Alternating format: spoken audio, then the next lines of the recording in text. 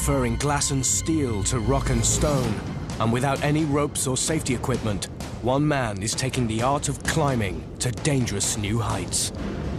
He is a legend in the climbing world. He is renowned internationally. When you say to any climber who is the man when it comes to climbing the world's tallest buildings without a rope, then there's only really one name on the tip of everyone's tongue. Using just chalk and a pair of climbing shoes, Alain Robert is on a mission to scale the world's tallest megastructures.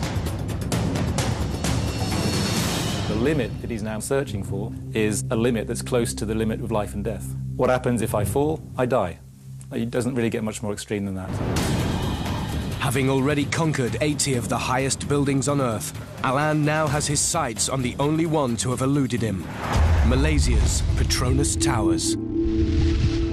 Driven by his failure to reach the summit on 2 previous occasions, he's planning one last attempt on the building that has become his nemesis. When I am having an idea at the back of my mind, I am a little bit stubborn.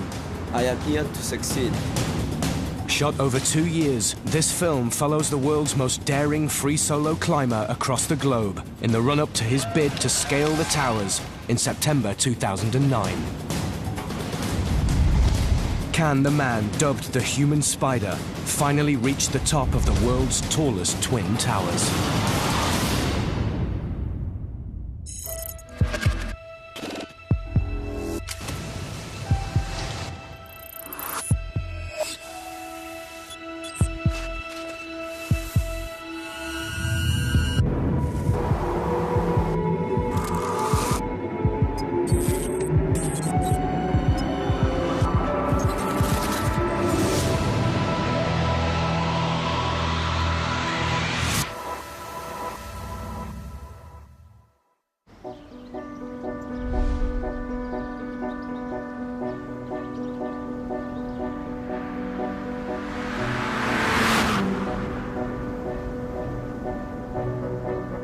The Languedoc region of southern France is home to Alain Robert, considered by many to be the world's most daring free solo climber.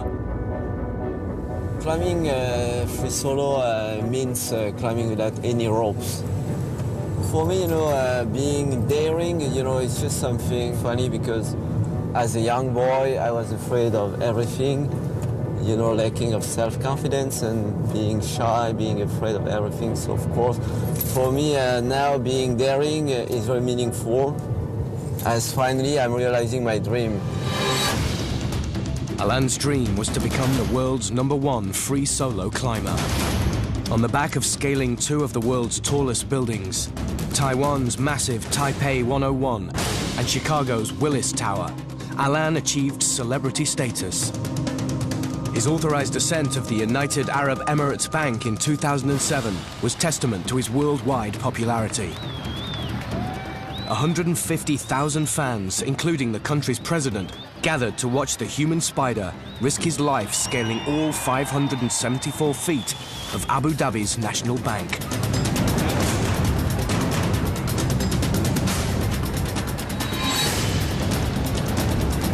This guy, he really inspires me. He's the #1 world solo climber, so I'm a big fan of Alain.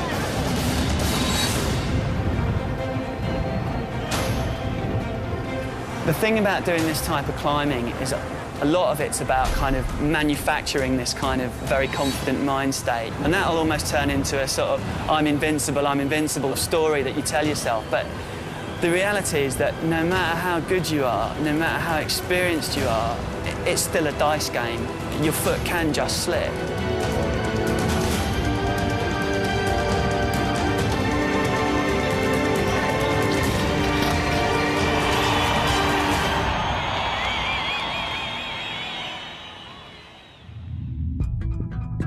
But not all of Alain's climbs are successful.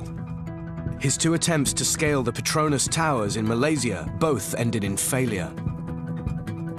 The first attempt took place in 1997. The second, exactly 10 years later. Both climbs were illegal. I did climb the Petronas Twin Tower in Kuala Lumpur twice, which I climbed 60 stories. And then I get caught on the balcony. You know, there's a balcony all around the building, so no way to avoid it. So 10 years later, exactly the same thing. Instead of climbing Tower 1, Tower 2, and I got arrested exactly at the same level. After being arrested for a second time, Alain faced being sent to a Malaysian prison. He was eventually released without charge, but was sent back to France and warned never to attempt the climb again. The unfamiliar taste of defeat has made Alain determined to put the record straight and finally scale the world's tallest twin towers. He's willing to risk everything to realize his dream. I was just thinking that 50% I was going to succeed, and the other 50% I might fall. I don't have any guarantee. It's just a pure feeling.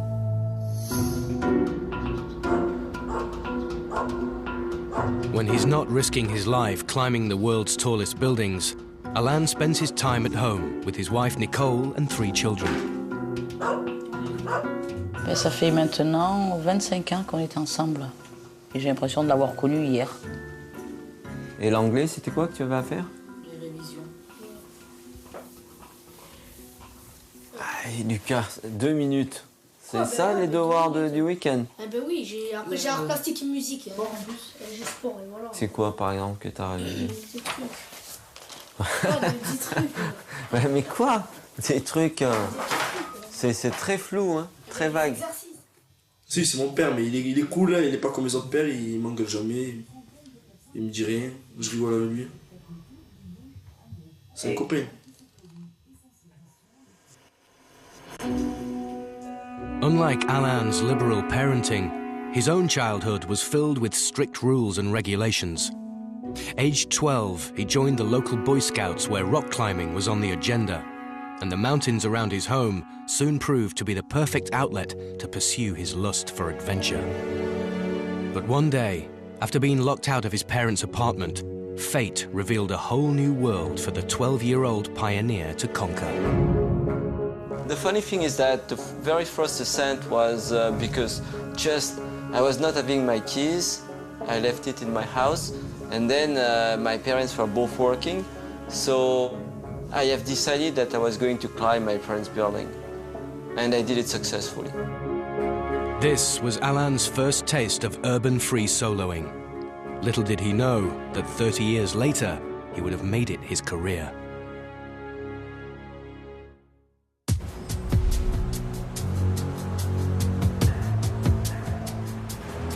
It's late spring 2007, and Alain has caught the attention of one of Germany's largest telecom companies, who are paying him to illegally climb one of Berlin's tallest buildings, the Daredevils Tower.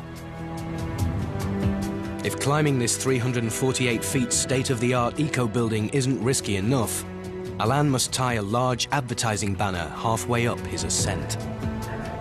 I have received a banner about half an hour ago, and then now I did cut some napkin, and I'm fixing, it's a kind of ribbon, and I guess that should be okay.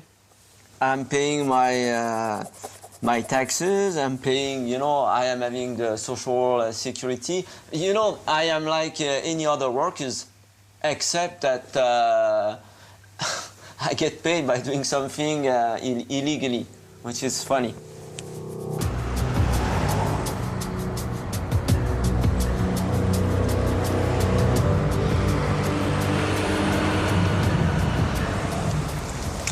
Yeah, the wind is fucking strong. With the banner stuffed inside his top, Alain sets off to begin his illegal morning's work. Something his German sponsors have made sure will get maximum media exposure. But for the building's owners, this will be one big surprise.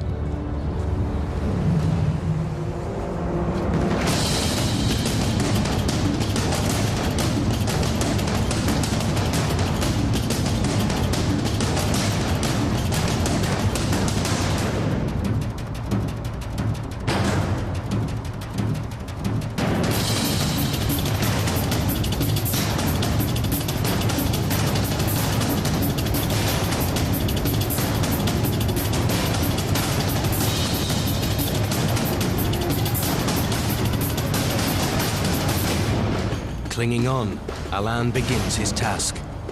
But negotiating the equivalent of a king-size sheet in strong winds 150 feet up is no easy feat. Post 9/11, response times to any building threat are fast, and it's not long before the German police arrive on the scene.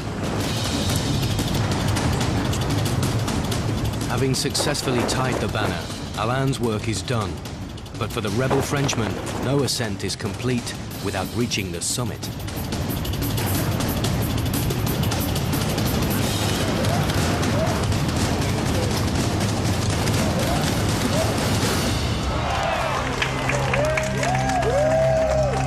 I even like to look down, just because I was just so afraid of height when I was young, and for me it's a kind of reward, because it's like, I won't say that I am dominating the height, but at least I am capable to dominate my fear.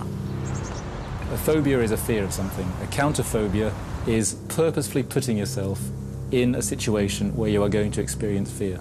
Why would someone do that? Because they want to overcome a fear that is deep-seated. I've externalized the fear, gained some control over it, and now I feel better about myself. As if climbing up wasn't enough, Alain decides to climb back down. Exhausted, dehydrated, and with his muscles burning, the descent is the most hazardous part of the climb.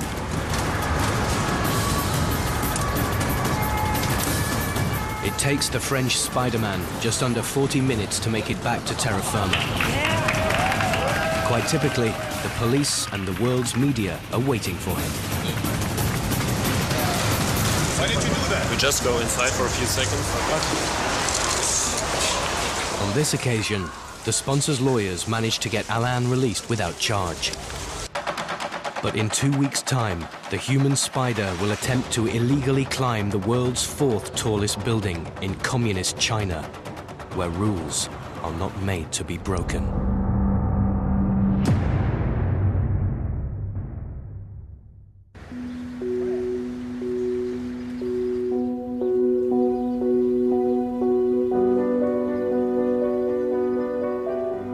Daredevil free solo climber Alain Robert has returned home to the small town of Pézernesse in the south of France. His passion has taken over his life to such an extent he's even turned his marital bedroom into an all-weather climbing wall.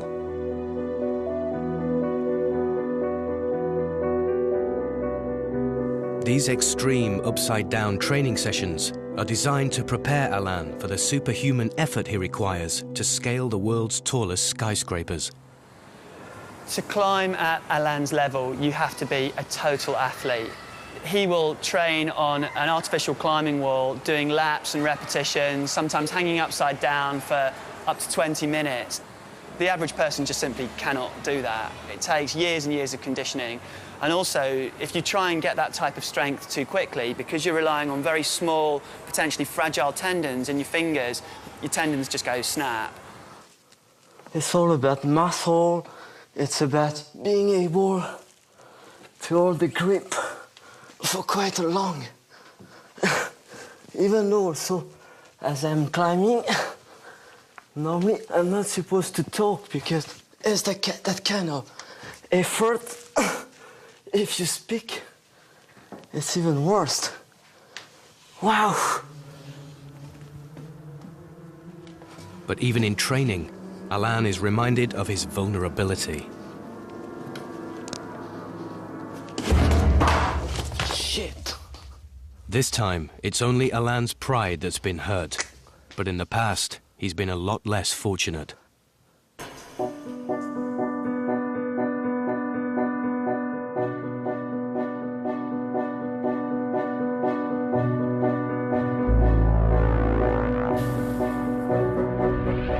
In 1982, I fell twice. I fell head first from 15 meters. I have completely smashed my wrist, both elbows, my pelvis, my skull, and then I fell in a coma. So severe were Alain's head injuries that as a result, he now suffers occasional bouts of epilepsy, adding even further risk to his climbs. Despite this, Nicole, his wife of 25 years, stands by him. J'essaye toujours de le dire, est-ce que tu es bien préparé? Est-ce que tu t'entraînes assez? Mais le changer, non, j'accepte, je l'accepte comme il est. Lui, par contre, oui, il a été assez pénible pour que j'arrête de fumer. Prétextant que gna gna gna, que je peux mourir, et après les enfants, s'ils n'ont plus de maman. Est-ce que je sais bien que je le dis, ça? Et ouais, parce que c'était une boutade. Je lui ai dit, ben oui, si j'arrête de fumer, alors toi, pourquoi t'arrêtes pas de grimper? Il a dit. Rien. Il a quitté la pièce. Il a fui. Là. Non, je sais pas, je me souviens même plus. Non, je t'ai dit que moi je prenais des risques calculés alors que... Ah, ça y est, hein. C'est pas des risques calculés. C'est quoi? Si, c'est des risques calculés de fumer. Il n'y a aucun risque calculé quand tu fumes. Bah si, parce que tu dis peut-être que la science aura fait Quand tu fumes, tu construis ta tombe. Quand tu grimpes, si physiquement tu es bien préparé et mentalement tu es bien préparé, tu minimises quand même les risques. Bon, avant d'ouvrir ça, il faut faire à manger. Hein. Parce que ça va pas se faire tout seul.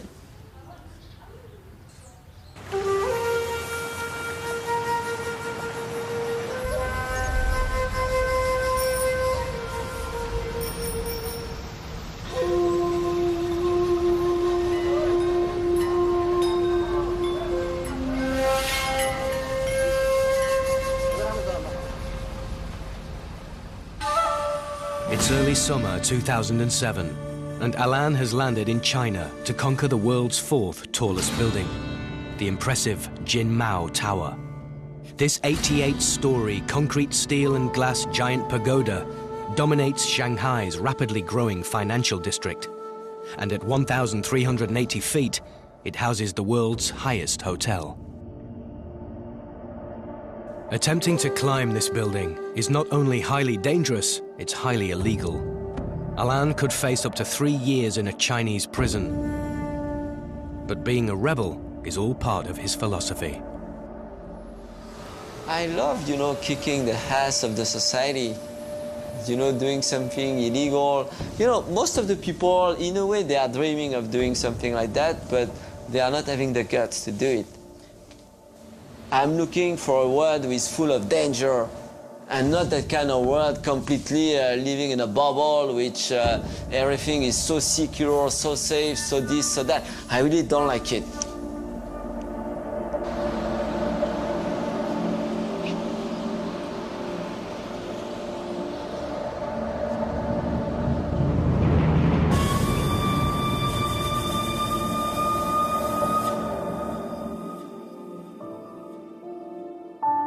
With no manager or entourage, Alan's left to face the possible consequences of his imminent climb alone. The wind is crazy today. Wow. It's going to be fucking strong at the building.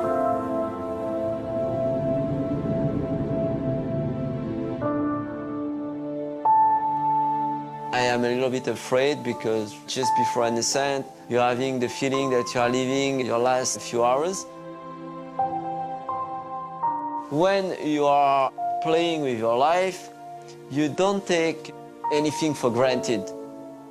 You know that, okay, for 1, 2, 3 hours, you are going to be maybe a bit on the edge, and then it makes you realize how beautiful is the life.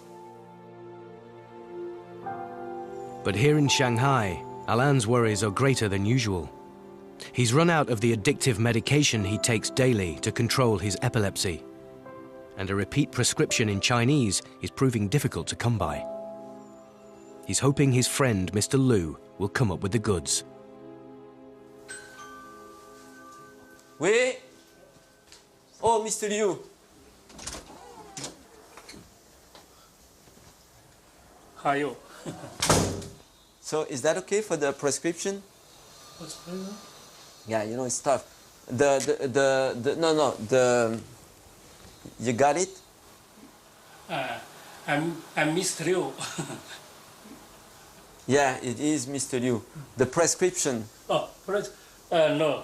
The hospital is not right. Why? They have no it.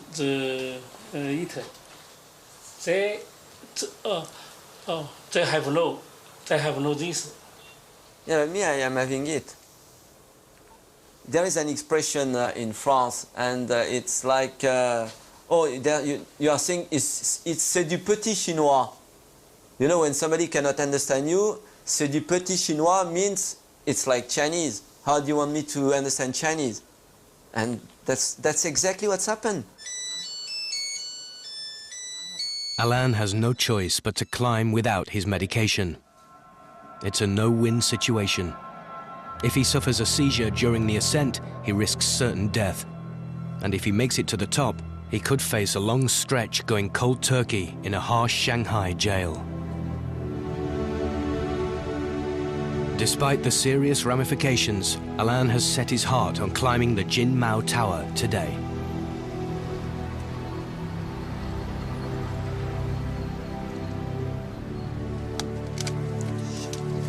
He's hoping that by dressing up in character, the authorities may let him off lightly. How are you feeling, Alain? Oh, I am nervous. Quite nervous, yes. Very much. The weather is bad, you know. I don't like it at all. The weather is just one of the issues Alain faces.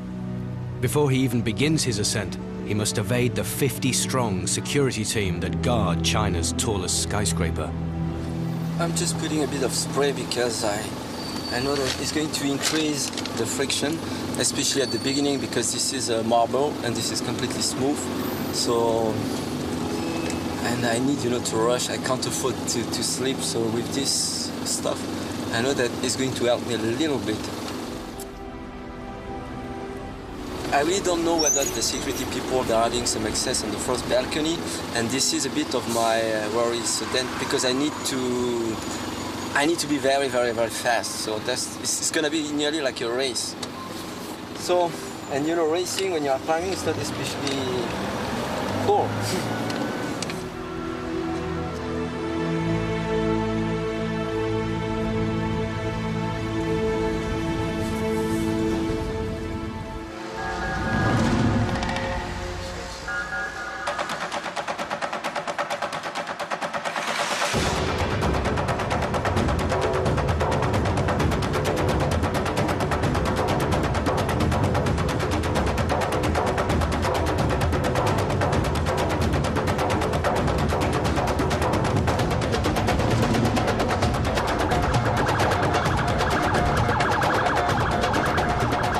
Unaware of whether Spider-Man is a terrorist, suicide jumper or stuntman, authorities close the roads and ambulance, police and rescue workers are fast to arrive on the scene.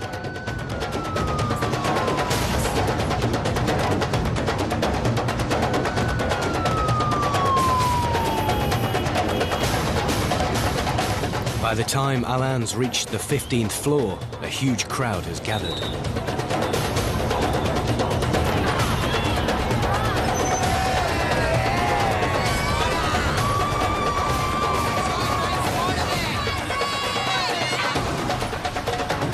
Whenever I'm looking down and I'm seeing the people looking at me, this is not something very important because there is only two options, falling or reaching the top. And I always take the second one.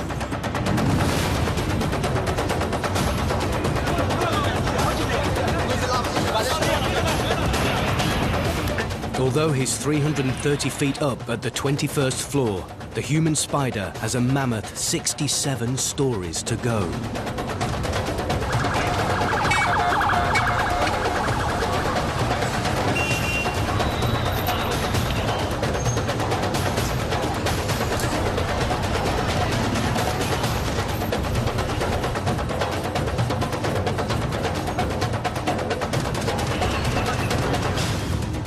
Unlike climbing a rock face, scaling a building is punishingly repetitive. Alain must use the same muscle groups over and over again, so as well as nerves of steel, he must have superhuman endurance.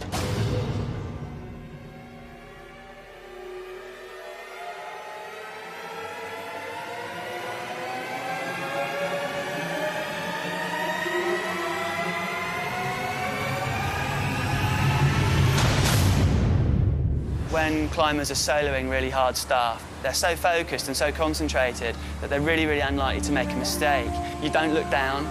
You don't start thinking about what the hell it is you're doing and why you're doing it. You just get on with it and do it. What happens if I fall? I die.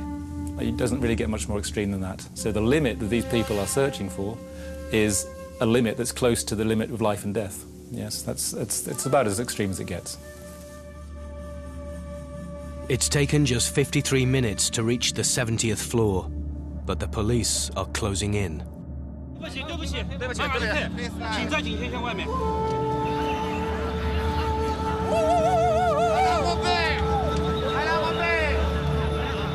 Just 8 floors shy of the summit, Alain avoids certain arrest by heading back down the building. The cat-and-mouse game continues, much to the delight of the crowd a quarter of a mile below.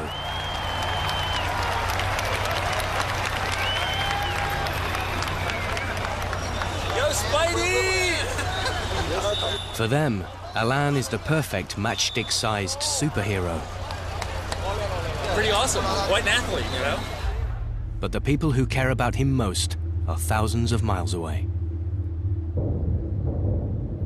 All of my boys, they are very similar, you know, meaning that, of course, each of them have realized that what I was doing is dangerous. Whenever I'm going for doing an ascent, most likely they are not completely sure whether I'm going to come back, even though they are not telling me anything. You know, like any other boys, they don't want me to fall, they don't want me to die. Overall, I am the father, so they need to have a father. But then, you know, I can't chase them by asking them, what do you think? Are you happy because your papa is climbing? I can't do that. Il est peut-être pas très présent souvent, mais il aime énormément ses enfants, je pense. Hein. Puisque même quand il est à l'autre bout du monde, il passe pas une journée sans appeler. D'ailleurs, je leur dis, une fois que papa a grimpé, je lui dis, tiens, papa a grimpé, ça s'est bien passé, et là, voilà. Donc le moins ils en savent, mieux c'est, je pense. I originally thought he was going to commit suicide. Everyone was staring at someone on the tower. I'm like, whoa, what's happening, right? And then I realized that it's Spider-Man coming down. Comment c'est d'être le fils d'Alain Robert? Je sais pas, c'est normal. C'est normal, parce que c'est ton papa. Mais oui. Comment c'est à la maison? Il est la moitié du temps, la plupart du temps, pas souvent? Ben, il est presque tout... Il est plutôt dehors. Parce qu'il est au téléphone ou soit dedans quand il est sur le PC en train de téléphoner. Ou à l'étranger? Ouais, ou à l'étranger. Very brave, yes, and interesting. I think he is enjoying his life. Les questions, j'aime pas. C'est des questions qui sont bêtes. C'est des questions qui sont bêtes? Oui, est-ce que tu as peur que ton père y tombe? C'est une question qui est bête. Pourquoi elle est bête? Ben oui, j'ai peur que mon père y tombe. C'est normal. Despite the weather and not having his epilepsy medication, Alain has completed his formidable climb in just 92 minutes. Luca will see his father again, but when is now in the hands of the Chinese authorities.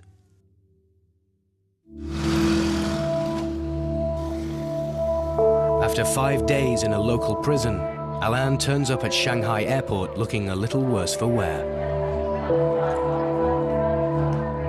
Prisons feature heavily on the Frenchman's travel itinerary. So much so that he's contemplating writing a book about his experiences. Was it still worth doing the climb, Alain? Well, the ascent was okay, was cool. The only thing is, okay, finally I did it up and down, which is 88 multiplied 276 stories. And now, as you can see, the cops put me inside the flight, and I won't be allowed to come back to China for 5 years, so it's a bit tough.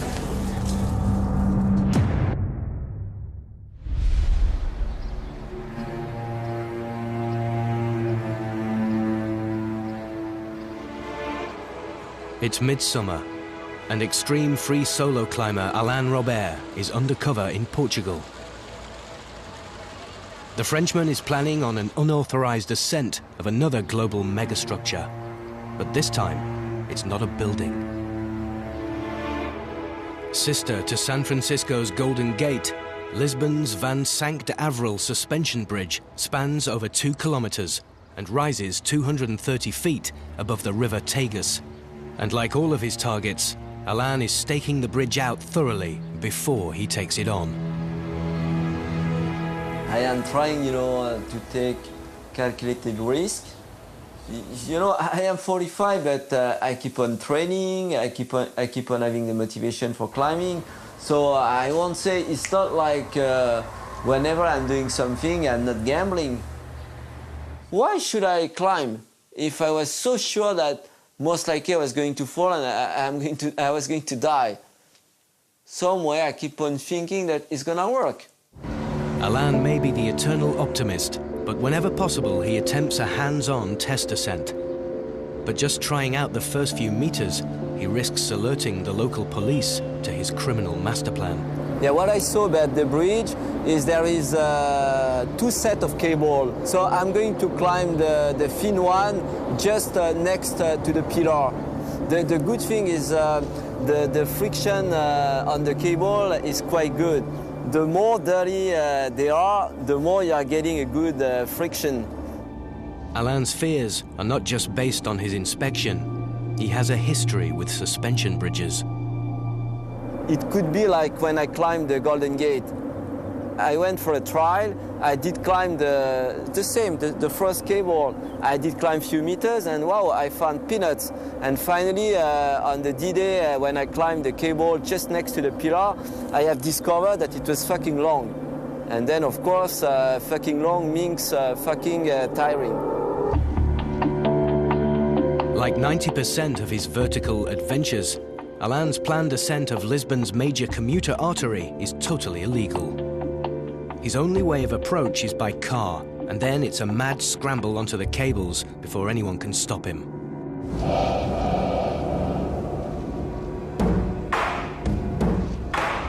Once you start, you just climb a few meters, you think that it's not that difficult, but after only 5 minutes, I can tell you I was completely exhausted. The thing about free soloing is if you get into a situation like that, you're very, very committed, because once you go for it, it's like a one-way ticket. Like, climbing down is not an option.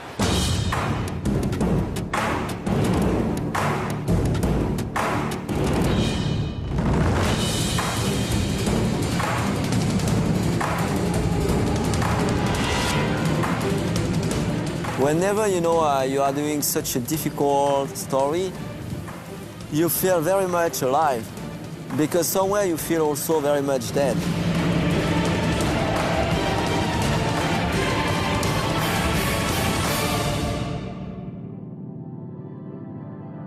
Every split of second has a sense, you can feel it. So you could nearly, well, I won't say to write a book about 1 second, but kind of.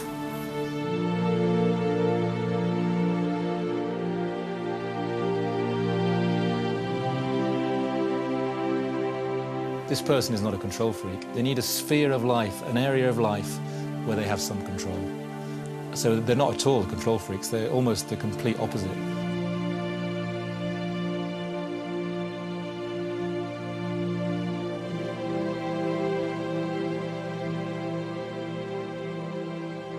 Once Alain has finally reached the top, the exhausted Frenchman must start the long 200-meter walk down the steel cable to the bridge deck below, where the Lisbon Bridge police are waiting for him.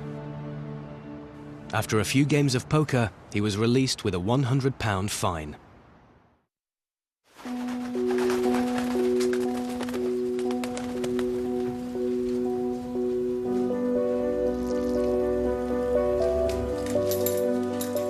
The world's most unique free solo climber has returned to domestic life in the south of France. Alain spends up to 6 months a year away from home, and he hasn't seen his 13-year-old son Luca for several weeks. With Alain taking regular sabbaticals from family life, it's down to Nicole to keep the kids on track. C'est plus moi qui m'en charge, parce que c'est moi qui suis présente tout le temps. On peut pas trop s'occuper de l'éducation des enfants quand on est tout le temps ailleurs. Par téléphone, ça marche pas. Hein. Eh oui, il n'y a pas de secret de Seigneur. Moi, j'espère juste que mes gamins, dans la vie, se fassent plaisir, qu'ils soient heureux, qu'ils aient l'impression que la vie qu'ils sont en train de vivre, elle correspond à un souhait profond. Ça, à mon avis, c'est la récompense d'une vie, c'est la récompense. Il faut que le dernier jour, quand tu fermes tes yeux pour la dernière fois, tu te dises pas merde, j'ai raté complètement ma vie. Alan could never be accused of failing to follow his life's dream. But despite early interest, none of his boys share his passion.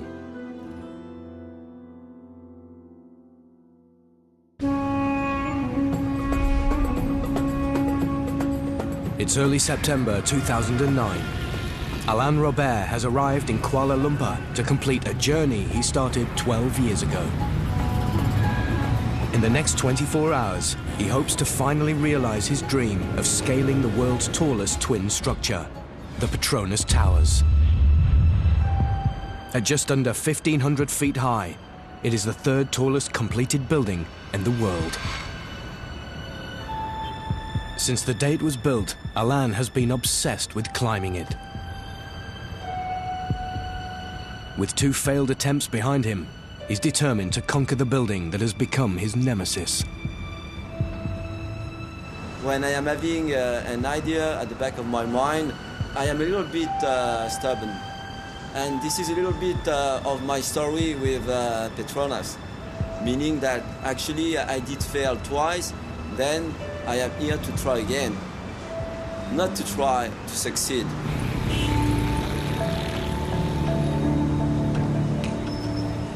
During both of his previous attempts, Alain was caught by Malaysian police on the building's first balcony, 28 floors from the top.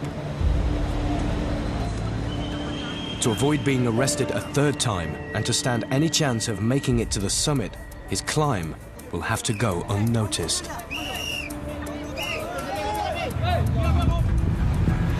The day before the climb, Alain decides to take one last look at the building he has studied for 12 years, from the top of the neighboring KL Tower. I'm in the lift and I am going to the observatory to have a better look at the Twin Tower.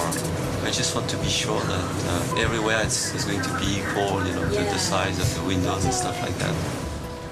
Even if he makes it past the first balcony, there are another 3 higher up. This is what is difficult, in fact. If, for example, I was knowing that it's okay, this building is vertical from bottom to top, there is no balcony, then first of all, I would have done it all the way to the top 12 years ago. Still, I am confident because I may find a trick. I may be able to. Well, I was thinking about different options. Alain knows that it will take something special to climb for around 2 hours without being seen by the building's tight security. But for a man who prides himself on success, he is determined not to let the towers get the better of him again. Alain Robert is in Kuala Lumpur, where he hopes to finally scale the building that has eluded him for the last 12 years. Both his prior attempts were cut short at the 60th floor after he was spotted by security. If he's to reach the summit, he needs to find a way to get past the building's balconies before being noticed. With no discreet route up, he's had to make a decision that will make the ascent even more difficult. He will start the climb under the cover of night. By doing the ascent at dawn, it should be okay because it's going to be in a complete darkness, and then reaching quietly the 60th, then continuing the ascent all the way to the top. But climbing in the dark isn't Alain's only concern. The weather is very unstable, you know, 1 minute there is some sun and the next minute it rains. So it means that doing it at night, it's even worse. If it starts to rain, then I'm going to get stuck. And that's a problem because if I am waiting, then the people, they're gonna see me. I like to calculate everything. I don't like, depending on some threatening clouds above my head, which it may or it may not. So this is the kind of feeling that I hate like shit. Alain will spend the next few hours alone, contemplating the climb, knowing that once he begins his ascent, every move could be his last.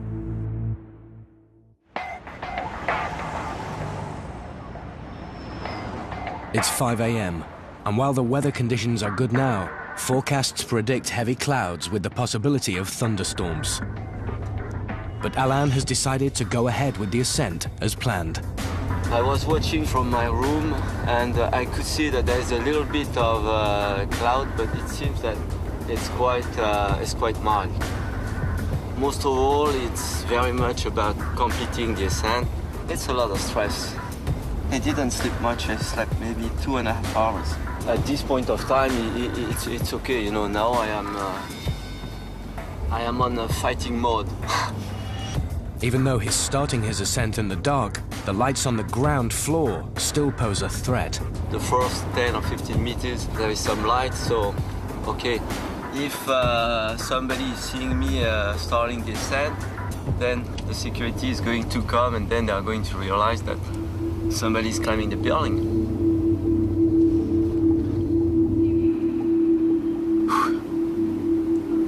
It's a tough job. I know that in a few minutes from now, there will be no place for fears. It's just going to be action, fighting, and reaching the top.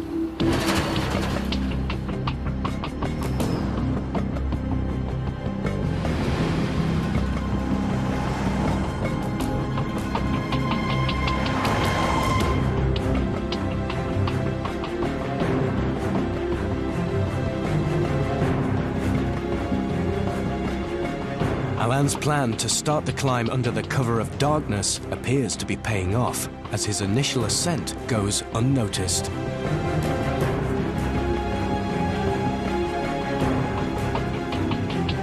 But the lack of light makes it difficult for Alain to see where he's placing his hands and feet.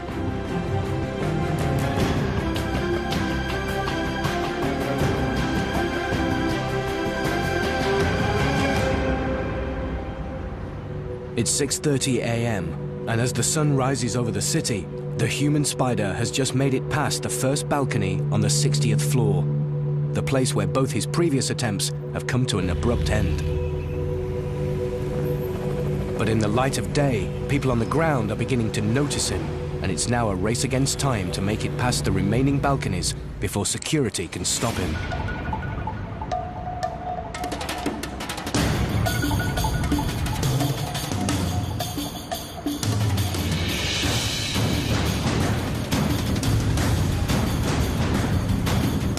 Once he passes the last balcony, it will be impossible for the security forces to stop him. But it also means he's approaching the most difficult part of the climb. Before he can reach the summit, Alain will have to negotiate the tower's 176-ton pinnacle. 14 circular tubes that will force him to traverse across an overhang almost 1,500 feet above the ground, followed by an ascent up the 75-meter steel mast whilst exposed to strong winds.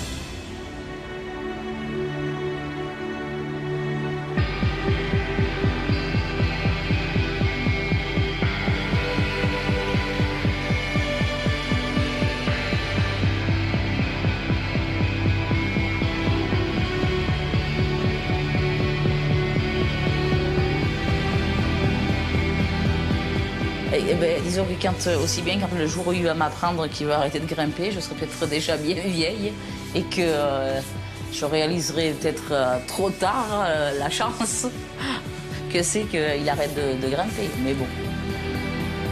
For me, climbing is as important as eating, breathing, sleeping. That's why I don't want to change my life. Wow, so such a great and fantastic victory, you know. I went all the way to the top. In fact, the complete top is 452 meters. And wow, it's such a joy, you know. There was already 12 years that, you know, from the first time I did try to climb the Petronas. And today I did climb successfully, and it's even far beyond my expectation. I did reach the complete summit. It was a fantastic experience. So I just would like to say again thank you to Malaysia, Malaysia and Merdeka, and then I am going to deal with the consequences.